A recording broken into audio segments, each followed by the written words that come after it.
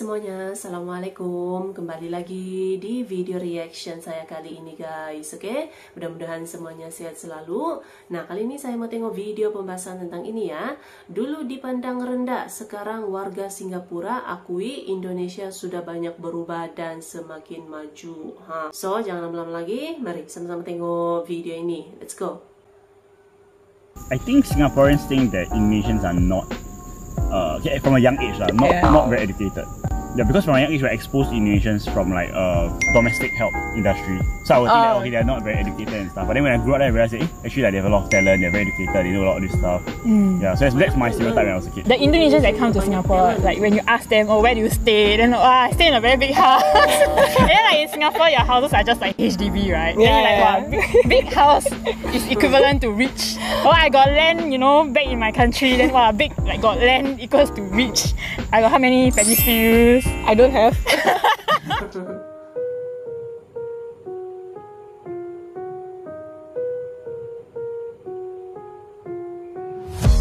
Perlakuan elemen warga Singapura perlahan berubah drastis pada warga Indonesia. Semenjak Indonesia dipimpin oleh Jokowi, Singapura menyadari Indonesia akan berevolusi menjadi macan Asia baru. Terlebih Singapura berbatasan langsung dengan Indonesia. Sesuatu ini bisa menjadi keuntungan, namun bisa juga menjadi malapetaka bagi Singapura. Bisa menjadi keuntungan jika Indonesia meningkatkan kerjasama dalam bidang ekonomi, dan menjadi malapetaka jika Indonesia memblokade akses perekonomian negara Singapura. Mungkin kita berpikir sesuatu itu tidak akan terjadi, namun dunia yang semakin dinamis dengan pergeseran kekuatan yang begitu cepat, memungkinkan segala sesuatu terjadi di luar kebiasaan. Jangankan Singapura sebagai negara kecil, Australia saja negara besar, sudah mewanti-wanti Indonesia dari jauh-jauh hari. Perubahan ini tidak hanya terjadi di kalangan bawah, akan tetapi di kalangan atas kelas elit juga berlaku demikian. Dulu orang-orang Indonesia sangat dipandang sebelah mata jika bertandang ke Singapura. Dinilai bangsa yang terbelakang, gemar korupsi, mudah dihasut dan sebagainya. Apapun yang berlaku, orang Indonesia selalu dinilai salah. Kami pun tidak marah, karena yang dulu memang begitu adanya. Jangankan warga Singapura, kami sebagai warga Indonesia saja sudah sangat geram dengan ulah para mafia dan koruptor, yang sangat merugikan negara terlebih rakyat. Membuat Indonesia selalu terpuruk dan menjadi bahan cibiran negara-negara lainnya. Saya merasakan betul perubahan sikap warga asing ketika mereka bertemu dengan saya atau teman-teman diaspora yang lain di Singapura. Tanggapannya sudah berubah. Mohon maaf dengan segala hormat. Dulu kalau ketemu dengan warga asing, kita orang Indonesia ini sering dianggap rendah atau dipandang sebelah mata, Pak. Serba salah. Kalau pakaiannya sederhana, dicibir. Kesannya ya dari negara miskin, negara berkembang gitu. Tapi kalau bajunya agak bagus sedikit, salah juga, Pak. Pandangan matanya mengatakan inilah negara para koruptor.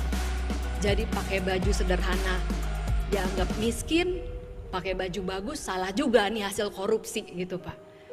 Jadi memang dipandang sebelah mata. Dulu seperti itu. Dan tidak hanya Bang Jeffrey, teman-teman pengusaha yang lain yang berada di luar negeri diaspora merasakan hal yang sama. Orang-orang dari negara lain tidak menghargai kita, orang Indonesia. Tapi Pak, sejak beberapa tahun terakhir, sikap mereka ini mulai berubah. Mulai berubah. Sejak dipimpin oleh Pak Jokowi, setiap ketemu dengan orang-orang asing dan mereka tahu saya atau Bang Jeffrey dalam hal ini adalah orang Indonesia, mereka antusias Pak sekarang memberikan pujian. Negara Anda sekarang sudah jadi negara besar, negara penting di dunia. Negara penting di dunia. Kami pun membuang prasangka buruk dan mengapresiasi perubahan sikap yang dilakukan Singapura, namun daripada itu kewaspadaan tetap kita jaga. Perubahan ini tentu akan membawa dampak positif bagi warga Indonesia itu sendiri. Selain membuat bangga menjadi warga negara Indonesia, tentunya ini juga adalah sebuah pembelajaran yang sangat berharga. Jika ingin dihargai bangsa lainnya, maka bergeraklah untuk selalu lebih maju dan bersemangat dalam mewujudkan kemajuan tersebut. Sikat habis mafia dan koruptor yang selalu menghambat kemajuan ekonomi. Karena, bangsa yang dihargai bukan saja bangsa yang bisa menghargai bangsa lainnya, akan tetapi bangsa yang bisa membuat suatu trigger untuk menjadi pemenang kompetisi global di masa depan. Kalian orang Indonesia beruntung punya presiden yang hebat. Begitu kata mereka, Pak.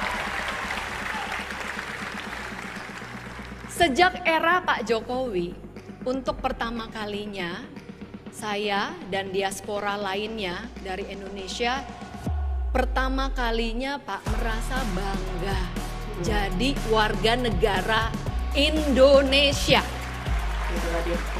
Walaupun begitu, kita tidak boleh lengah dengan terlalu berbangga diri. Cukup hanya sedikit saja, sebagai penambah semangat dalam berkompetisi. Indonesia memang menunjukkan kemajuan yang signifikan, akan tetapi kita juga harus membuka mata selebar-lebarnya, bahwa tetangga-tetangga kita selalu mengincar kelengahan dari kita. Ini sangat wajar dalam berkompetisi, dan tidak ada yang salah dari mereka. Hanya saja kita harus ekstra cepat dalam merombak segala kebijakan yang selalu menghambat kemajuan negara. Kebijakan berbelit-belit dan terlalu panjang, yang membuat banyak celah korupsi untuk para tikus-tikus kelaparan. Sadarlah, segala upaya yang kita lakukan memang sudah optimal, tapi hasil yang didapatkan belumlah maksimal. Kompetisi di zaman sekarang bukan hanya tentang siapa yang berkeinginan untuk memenangkannya, namun juga tentang kecepatan dan kesiapan dalam merebut pengaruh dari era persaingan global. Di Asia Tenggara sendiri, ada beberapa negara berpengaruh yang sedang on fire dalam menanggapi kemajuan negara kita. Kalau kita mau lebih terbuka, sebenarnya negara kita sedang jadi perbincangan hangat di banyak negara khususnya Asia Tenggara. Bagaimana tidak, negara kita sekarang adalah negara yang paling mencolok di antara negara-negara di Asia Tenggara lainnya. Negara yang berhasil menyelenggarakan event-event besar, serta secara tidak langsung, memberikan gambaran kepada dunia tentang kemajuan di Asia Tenggara. Ada yang mendukung, dan ada juga yang diam-diam mengawasi negara kita. Di luar daripada itu, negara-negara seperti Singapura, Malaysia, Vietnam dan Thailand, juga tidak mau kalah dengan Indonesia. Mereka menunjukkan sikap kompetitif terhadap upaya yang dilakukan negara kita. Karena bukan rahasia umum lagi, jika negara kita mulai merangsak naik, banyak kepentingan dari negara mereka yang terancam. Baik yang bersifat komersial maupun prestis dari negara tersebut. Negara kita sendiri bukan negara kecil yang bisa selalu dipandang sebelah mata. Oleh sebab itu, negara kita selalu dijadikan benchmark dalam kemajuan negara-negara di Asia Tenggara. Jika ada yang perlu ditambahkan, bisa teman-teman tulis di kolom komentar. Sekian dulu video dari kami, silahkan dukung kami dengan like, komen dan subscribe. Guna mengembangkan. Oke guys, jadi itulah dia video pembahasannya ini. Jadi Indonesia memang banyak berubah gitu ya. Sudah banyak peningkatan perkembangannya itu sudah dapat dilihat gitu. Tanggapan daripada negara lain juga sudah mulai berubah apabila melihat kemajuan Indonesia sekarang lah mempunyai pengaruh yang penting, pengaruh yang kuat juga bukan hanya di ASEAN tapi juga di peringkat global gitu kan. Apalagi dengan kesuksesan Indonesia menjadi presidensi bagi G20 gitu ya, makin menunjukkan bahwa Indonesia nih, Indonesia bangkit sudah ya.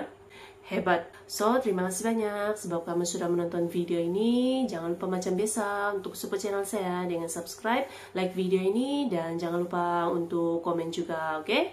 Terima kasih banyak dan kita jumpa lagi di video seterusnya. Assalamualaikum.